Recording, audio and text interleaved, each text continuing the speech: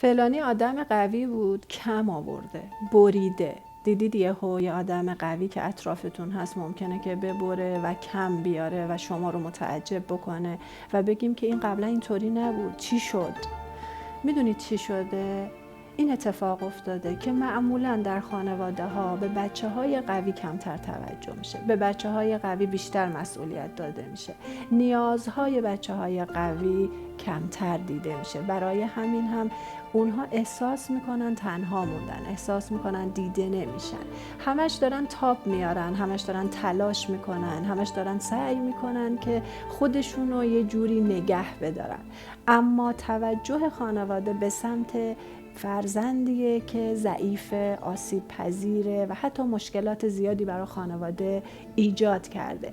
در هر صورت اون فرزند ضعیف و آسیب پذیر تمام توجه خانواده رو به نوعی انگار بلعیده و فرزند قوی به نوعی داره تنبیه میشه، یعنی اون داره خودش رو نگه داشته اما من والد دارم اون رو تنبیه میکنم با ندیدنش، با توجه نکردن بهش و اون فاصله زیادی رو با ما والدینی که این شکلی رفتار میکنیم احساس میکنه و تنهایی زیادی رو داره میچشه.